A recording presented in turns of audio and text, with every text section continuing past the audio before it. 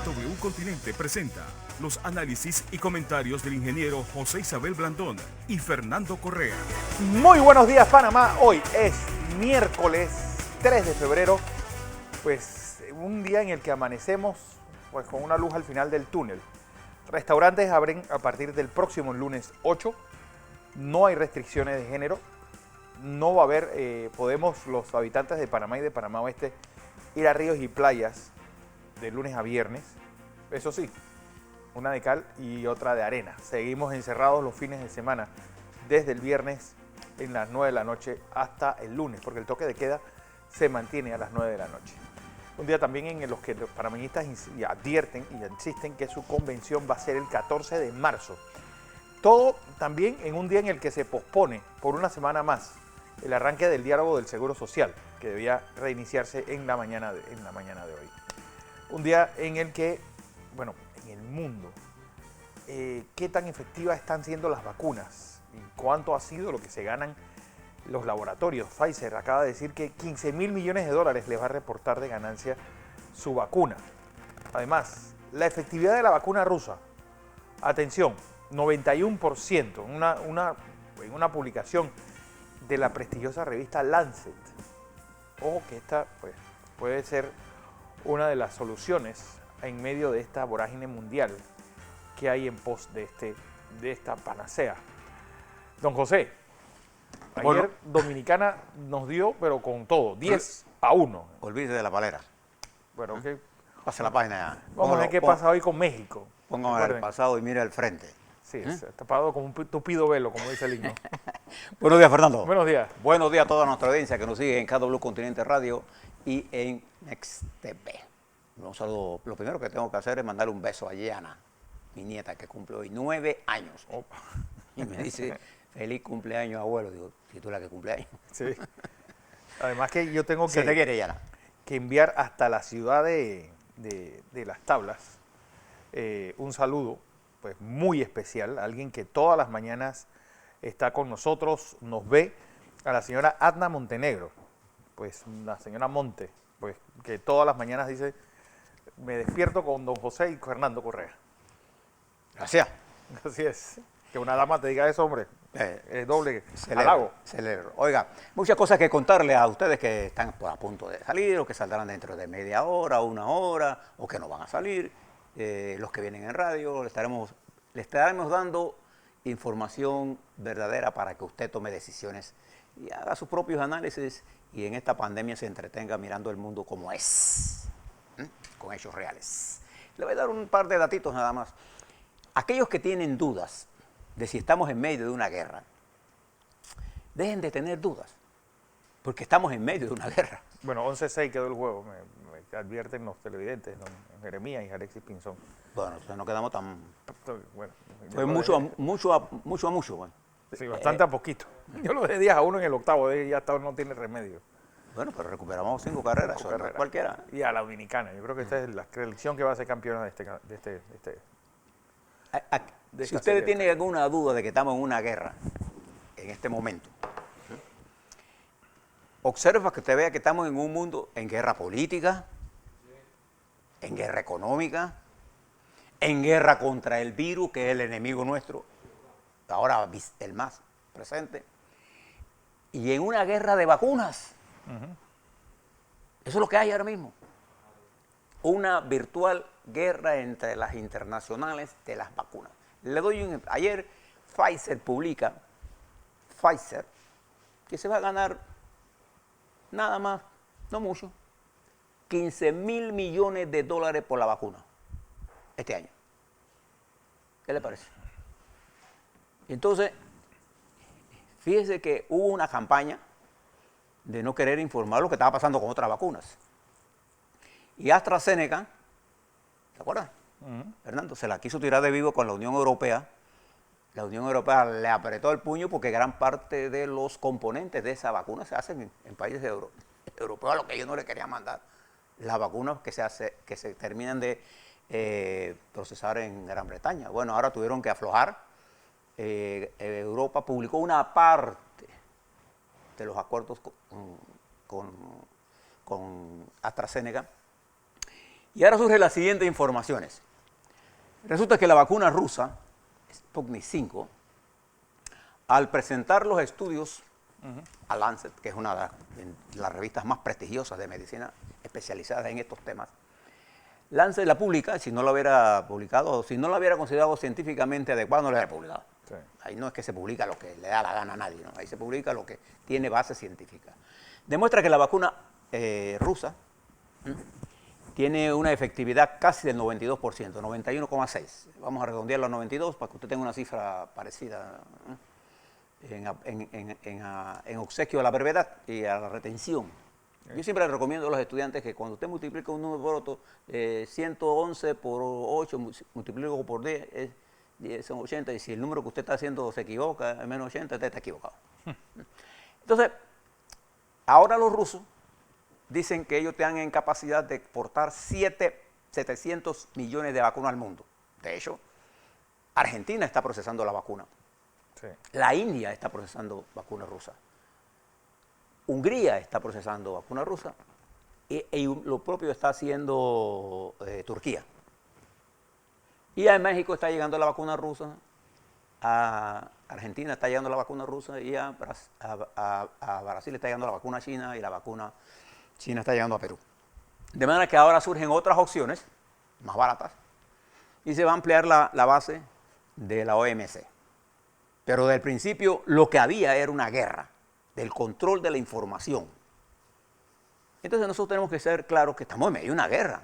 Así funciona el sistema, Fernando, el que no lo quiera entender de esa forma. Por eso yo le he dicho cada vez que nosotros estamos discutiendo aquí, bueno, lo que pasa es que tenemos que ser transparentes cuando vamos a comprar las vacunas. Nosotros tenemos que saber que estamos en un juego de una guerra. Y nuestros dirigentes tienen que entender que si yo quiero tener vacunas, yo tengo que ir al mercado con la guerra que hay. Entonces, por eso yo soy partidario de incorporar a los privados, o sea, al sector privado especializado en comprar medicinas, que compre vacunas. Fíjense lo que ha hecho los Estados Unidos. Los Estados Unidos, que tiene disponibles vacunas, ha tenido que coger las vacunas y mandarlas a las farmacias para que la gente las retire de allí, porque las farmacias, en todos los pueblitos hay farmacias. Lo que en los Estados Unidos no hay una estructura de salud pública. Entonces, con inteligencia, viendo... Yo creo que más que inteligencia, con pragmatismo, que es lo que nos está faltando. A veces el pragmatismo en medio de la confusión es inteligencia, porque hay mucha gente que sigue creyendo que es inteligente y publica tonterías. Aquí hay que ser realista. Y esa palabra que usted ha utilizado, estamos en una guerra. Si yo quiero tener vacuna, yo tengo que entrar a pelear la vacuna en el mundo. Y si usted cree que por una licitación y que la mire los Mirage y que la mire fulanito y sutanito, no. Aquí hay una pelea a muerte por las vacunas. Y nos las van a quitar. Exacto. No nos engañemos en eso. Entonces nosotros estamos haciéndole, no queremos explicarle al país que estamos en una guerra comercial y que tenemos que actuar en función del interés nacional. Y si usted es funcionario público en este momento, usted se va a mover en el hilo de lo legal y de lo ilegal, pero usted tiene que tener en su mente un objetivo. Usted tiene que ganar la guerra. Y el enemigo no está siendo leal con nosotros. A ver, ¿usted cree que los señores de la Pfizer están siendo justos con nosotros? Cuando el mundo ha concentrado el 95% de la vacuna en 10 países y los países más pobres y medios nos hemos quedado con la sobra. Entonces no tenemos que entender este problema y por eso yo soy partidario de que el presidente Cortizo se reúna con los importadores de medicinas y llegamos a un acuerdo de cómo ellos traen estas vacunas. Sí. Y lo autoricemos. ¿Cómo? Esto es una guerra. Y la vacuna es un elemento importante, quizás es el elemento más importante frente a este pedazo de la guerra. Bueno, ahora le voy a dar los números de COVID para entrar entonces a la parte política de este programa. Observe lo siguiente. En los Estados Unidos ayer le dije que había uno positivo por cada 12 personas. Ha bajado sustancialmente la gente en hospitales y cuidados intensivos, cosa que en Panamá no está pasando. Debe de llamarle la atención. En Panamá, ahora le voy a enseñar las gráficas, nosotros no estamos bajando. Estamos bajando el número de contagiados diarios, pero no da tregua en los hospitales. Exactamente. Eso es un número, es algo que tienen que explicarnos, que no nos explicaron anoche. Fíjese, Fernando, los números globales que tiene usted ahí. Ahí está. En el mundo hoy, 104.645.942. Hay que reportar 2.277.122 Deténgase un poquito ahí. Hay reportado ya 4 nuevas variantes de la cepa de COVID, el SARS-CoV-2. La Inglaterra, de México, Sudáfrica. Sudáfrica, y hay otra más, Brasil. Brasil. Entonces, eso que todavía no se ha clasificado como un nuevo virus, sino como una variante del árbol genealógico de la base COVID, el SARS-CoV-2, y que puede ser parte del linaje, todavía tendremos que saber un poco más sobre ello, está probablemente aumentando la velocidad de reproducción. Por eso usted ve los números están creciendo, a pesar de que ya hay 100 millones en el mundo vacunados. 90.215.000. Casi siempre. No, eso no es nada con respecto a lo que... A los 7.000 millones. A los 7.000. Nosotros tenemos que tener, qué sé yo, si hay 1.000 millones vacunados. Fíjese lo lento que estamos. ¿Cómo están los Estados Unidos? Estados Unidos hoy amanece con... Estados Unidos hoy amanece con 27.027.378 casos, 457.868 fallecidos, 1.69 de tasa de letalidad ayer, 127.618 casos y 3.820 fallecidos. Bien. Y fíjese, en el marco de eso, en nuestro continente latinoamericano, en el área continental e insular, nosotros tenemos México como foco importante, tenemos Colombia, tenemos nuestro país, por su naturaleza económica y su transitismo. Tenemos, pero no con la magnitud del problema de ellos, tenemos Ecuador, tenemos Perú, tenemos Brasil, Argentina y Chile, con un enorme problema por delante de suministro. Y allá en Brasil, el presidente Bolsonaro dice que él va a la elección en el 2022.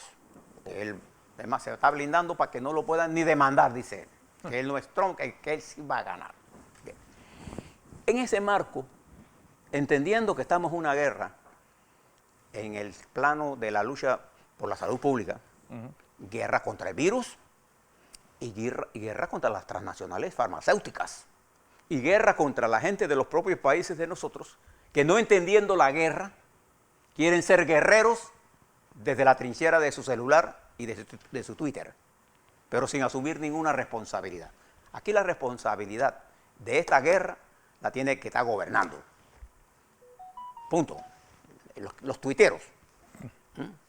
Les tengo mi respuesta. Si usted quiere ser tuitero y quiere ir a la guerra, entonces gane el poder, pues. Y se acabó. Y ustedes dirían, usted parece que lo puede hacer mejor. Pero en este momento estamos en una guerra con múltiples frentes. Este es uno de ellos apenas. Le voy a hablar del otro. Mire el frente político. Y le voy a poner, para que usted no tenga la menor duda de que estamos en guerra. Rusia. El señor Vladimir Putin, que está en el poder, hizo reformas constitucionales para quedarse unos 15 años más. Sí. Ahora resulta que, pensando que Norbani, si usted recuerda aquella entrevista que él hizo, si nosotros hubiéramos envenenado al señor Norbani, el resultado hubiera sido otro. Diciendo, si nosotros lo hubiéramos envenenado, lo hubiéramos matado. Lo hubiéramos matado. Bueno, resulta que el señor Norbani ahora, él lo puso preso y ayer lo condenaron así. 2 años y medio de cárcel. 3 y medio se le condena, se le quitaron un año por detención preventiva que tenía antes. Y ahí se ha levantado Rusia en contra del señor. Y ahora Norbani le dice a Putin, el envenenador Putin. Y se burla de él. Este es un hombre que le parece que... yo tengo la idea que él cree que es apóstol, porque los apóstoles mueren por la causa. Sí. No, hay gente que quiere ser apóstol, Bueno, pero que el otro muera por la causa. Fuera de San Juan, todos los demás 12 sí murieron violentamente. Hay quienes quieren ser apóstoles. La mayoría de los apóstoles mueren por su causa. Murieron. Y yo no Bueno, hablo los nada más de los originales. religiosos, sino los apóstoles políticos, los apóstoles... A Martí lo mataron también en la primera Bueno, batalla. a Gandhi. A Gandhi. O sea, a Lumumba. En fin. Entonces, y a los que no lo han matado le han pasado, como Mandela, por ejemplo, ¿no? Que tuvo tanto, 28 27 años preso. preso. ¿Y en qué condiciones, amigos? Entonces, esta guerra a Putin se le ha complicado enormemente.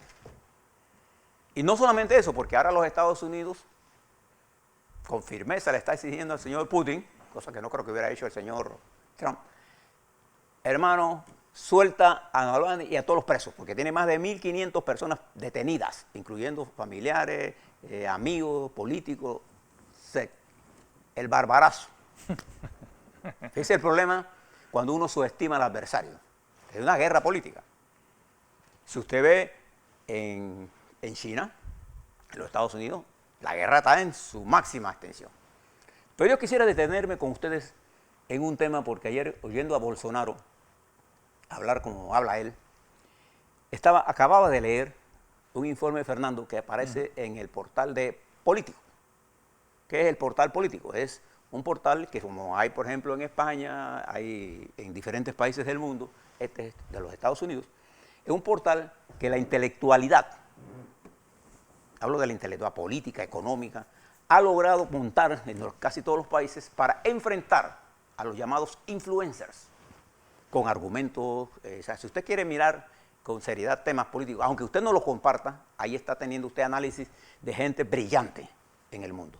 Bueno, en ese portal, fue el primer portal que divulgó el estudio que había hecho el señor Tony Fabrizio, que era el encuestador del presidente Trump, lo que en inglés se llama como el pollster. Era el que hacía los estudios estado por estado y nacionales con un equipo. Y cuando usted llega a ese nivel, usted tiene que ser súper bueno.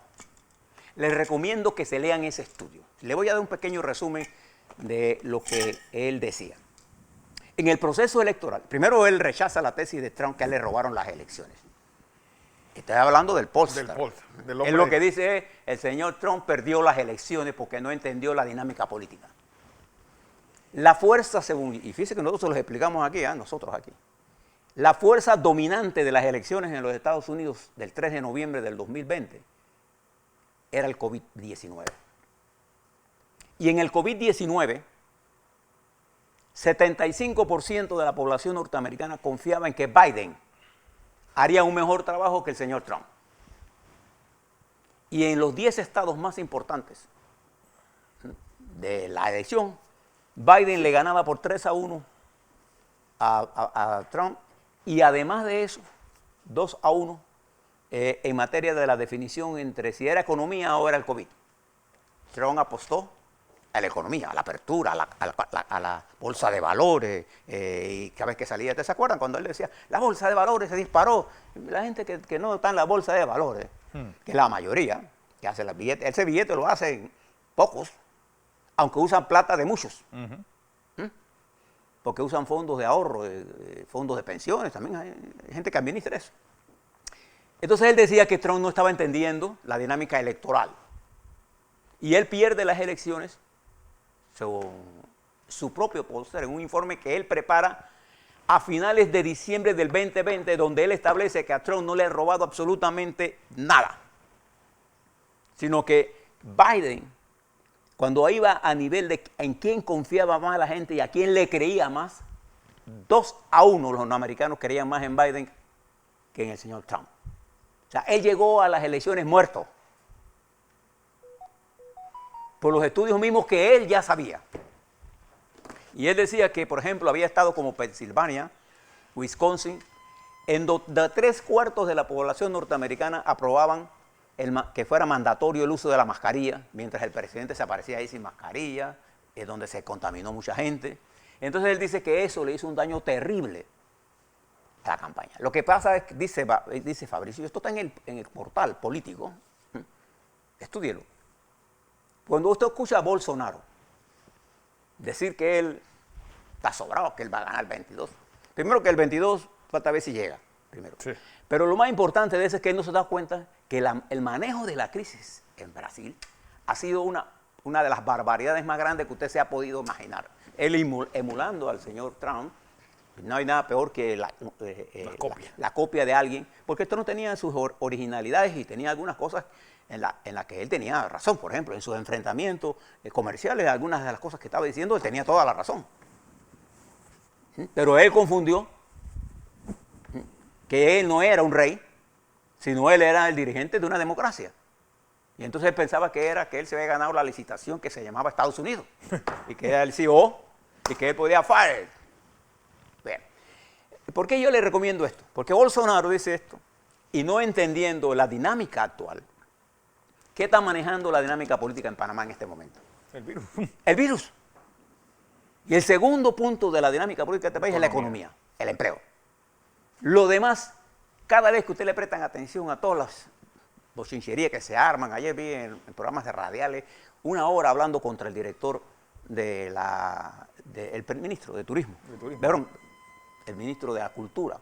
No, contra. Porque los contratos, porque lo horrible que era, y sin haberlo leído, porque lo estaban mirando en ese momento. No hay nada peor que alguien le está hablando algo que no ha entendido, no ha leído, no ha profundizado, no ha investigado.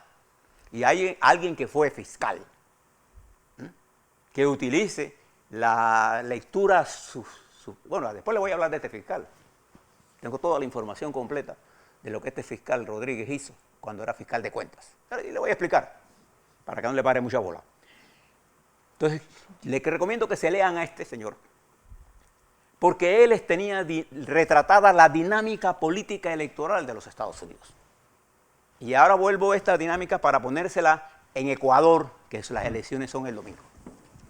¿Por qué en Ecuador el partido dominante no tiene opciones? Por el pésimo manejo que ha hecho ¿quién? Lenín Moreno. ¿Sí? Y por ejemplo, ahí está la candidata de él, la señora Jimena Penas Pacheco. Jimena Penas Pacheco, que va detrás de la ambulancia. El manejo de la pandemia y el manejo económico que ha hecho el señor y la persecución, el lawfare como instrumento político, lo ha llevado al desastre a todo. Y ahí la oposición de una u otra corriente va a ganar. Ese es Ecuador. ¿Y por qué yo le digo que entendamos esto?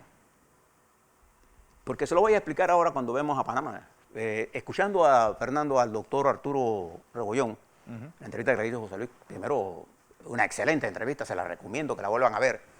Y yo comparto muchos de los criterios que ha hecho el doctor, un muchacho de un gran conocimiento. Virólogo. Y creo que él hizo algunos planteamientos al que yo coincido, ahora se lo explico en qué coincidimos. Pero le explico esto, porque a raíz de ese error estratégico de Trump, surge una nueva coyuntura política en los Estados Unidos de un valor enorme con respecto a entender el futuro del mundo. Fíjense nada más ayer lo que pasa. Ayer se confirmó al director de transporte, Peter Buttigieg, quien es un homosexual declarado. Bueno, fue es el primer homosexual que llega a ser secretario de Estado de los Estados Unidos. Bueno, fuera del closet. Bueno, declarado. Declarado. Bueno, vamos a hablar de lo que sabemos. Lo que está escondido no lo sabemos. Lo que está escondido no sabemos. Él es el actual secretario, fue confirmado. Y también fue confirmado ayer Mayorkas como secretario de la Home Security, de la seguridad de la casa, que es un... cubano, ¿no? Es de origen latino. Y ya fue confirmado el secretario de Defensa de los Estados Unidos, Austin, que es el primer negro que llega a ser. ¿Y sabe lo que pasó ayer? Secretario de Defensa. Botadera en el Pentágono, hermano. ¿Se acuerda que el señor Trump había puesto más de 100 y tantos cargos de dirección para boicotear? Porque la idea de Trump era que si él podía hacer esto, se tomaba en el Congreso, la Corte votaba, él sacaba a los militares. Él montó una estructura de golpe. Y la estructura se le vino abajo cuando la Corte Suprema de Justicia, que él había nombrado 3 de los 9, que él pensaba que iban a estar con él, porque es de lo que piensa que si yo te nombré, tú eres mío. Él no entiende la dinámica de cómo funciona el sistema. Él es el CEO de la licitación de Estados Unidos, que es mía. Entonces, al tener equivocada esto, nombró en el Pentágono una cantidad de asesores. Bueno, ahora le dieron escoba a todos. Fuera. A los que no le dieron, por cuenta propia se fueron. Para que usted vea lo que está ocurriendo en este país. Y además, mire lo que está ocurriendo. Los demócratas, aprovechando la estructura que montaron los republicanos, han decidido llevar su paquete de 1.9 trillones, o con 1.900 miles de millones de dólares. Billones de dólares en español. Solos.